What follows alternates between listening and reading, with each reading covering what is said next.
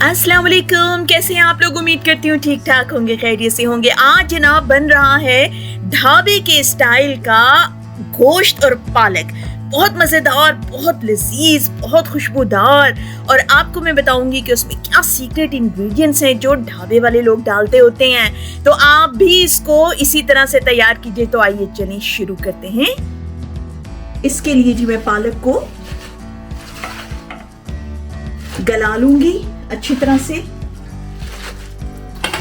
पालक खुश्क है, इसमें मैंने पानी बिल्कुल नहीं डाला है। इसमें मैं तकरीबन आधे कप से भी कम दूध डाल रही हूं। दूध डालने से ये होगा कि पालक का रंग खराब नहीं होता। तो अब जो है मैं इसको रख दूंगी तकरीबन 10 से 15 मिनट के लिए। पालक अच्छी तरह गल जाएगा, उसके बाद हमने पालक को पीसना है। जब तक वो पालक गलती है तब तक जो है मैंने ये सोचा गोश्त चढ़ा दूं। ये गोश्त तकरीबन आधा किलो है, ये बकरे का गोश्त है। इसके अंदर मैं डालूंगी जनाब ये 3-4 दाने मैंने लौंग के लिए हैं और आधी चम्मच से भी कम जीरा लिया है, 4-5 दाने काली मिर्च के लिए हैं और 1 दाना दालचीनी का लिया है। ये डाल दूंगी इसमें।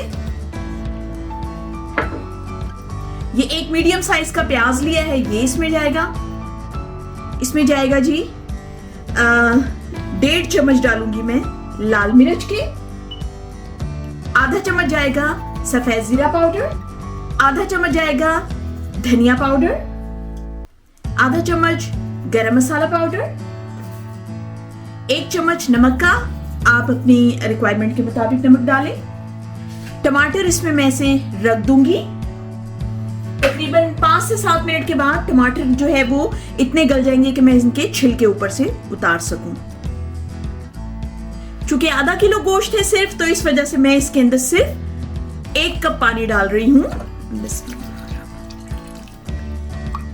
बाकी टमाटर का और प्याज का भी पानी निकलेगा जिसमें ये गल जाएगा। इसको मैं ढक के रख दूंगी तकरीबन कोई 20 से 25 मिनट में, क्योंकि बकरे का गोश्त है ये जल्दी गल जाएगा। 20 से 25 मिनट में ये गल जाएगा और उसके बाद फिर मैं आपको दिखाती हूँ। उतनी देर में जो है ये पालक जो है वो गल गया है अच्छी तरह। मैंने इसको निकाल लिया है। दूध थोड़ा सा दूध उसमें बचा था, उसको मैं लेटर ऑन यूज कर सकती हूँ अगर मुझे पानी की जरूरत हो। लेकिन ये देखिए इसका रंग वैसे का वैसा ही। अब मैं इसको जो है पीस लूंगी। ये देखिए जी बड़ी मजेदार सी प्यूरी तैयार हो गई है पालक की। और क्योंकि रेस्टोरेंट स्टाइल में भी इसी तरह का पालक गोश्त बनता है और इसी तरह से मैंने ये बना लिया है। तो अब आइए चेक करते हैं गोश्त गल गया है कि नहीं।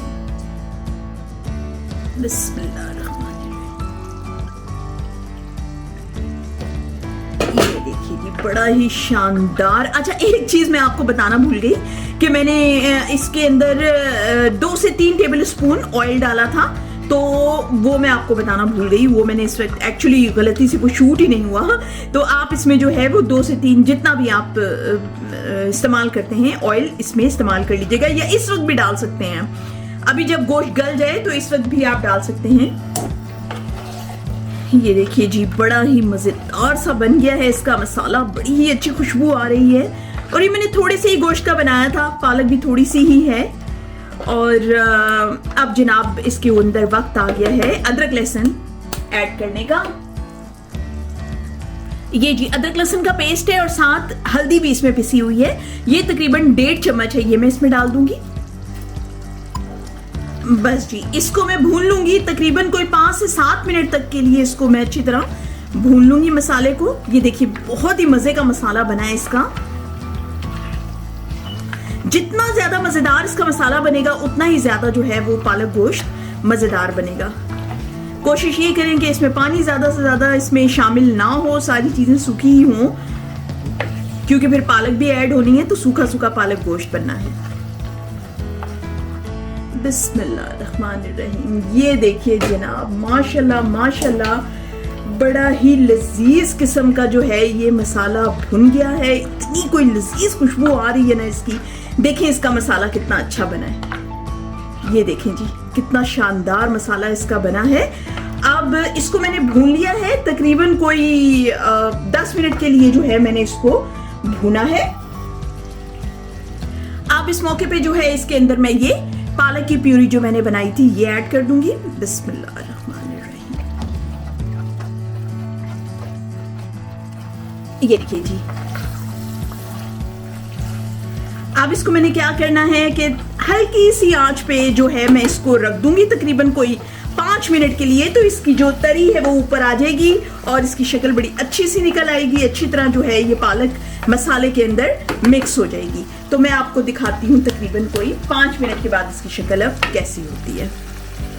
बिस्मिल्लाह, ये देखिए जनाब, वाह जी वाह, क्या शानदार इसकी शक्ल निकल के आई है। ये देखिए बिल्कुल तैयार है ये। अब इसके अंदर 2-3 चीजें बस जरूरी किस्म की वो और मैं डालती हूँ।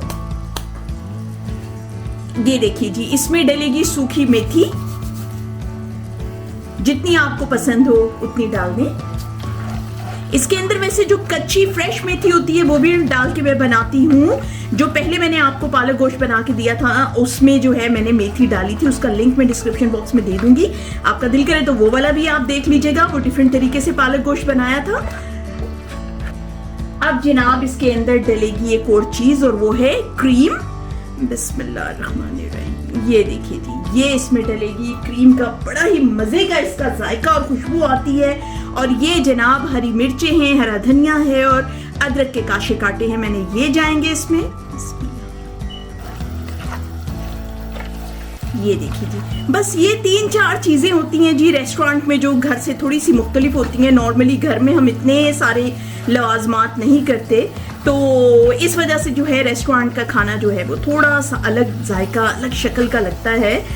और वैसे मैं आपको बताऊं उससे मज़ा भी आता है। कभी कभी जो है ना इतनी मेहनत कर लेनी चाहिए, खाना जो है वो अच्छा लगता है और घर वाले भी खुश हो जाते हैं। तो मैं तो अक्सर ये तजुर्बात करती रहती हूँ।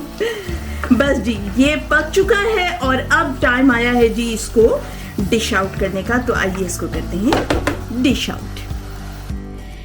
अब इसमें ये है जनाब कि अगर आप इसी तरह इसको सर्व करना चाहें तो सर्व कर सकते हैं। ये वैसे ये रेडी है। अब इसमें 4 चांद अगर आपको लगाने हैं तो इसके ऊपर आप तड़का लगा सकते हैं। तो वो तड़का लगा के मैं आपको दिखाती हूँ जब डिश आउट करूंगी उसके ऊपर।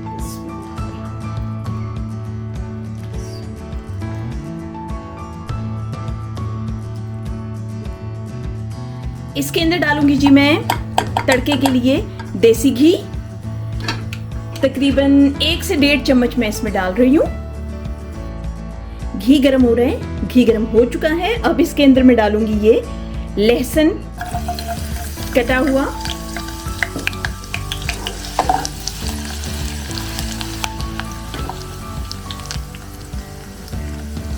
ये जी लहसुन ब्राउन हो गया है। अब इसमें डालूंगी मैं थोड़ी सी पापरिका पाउडर रंग के लिए।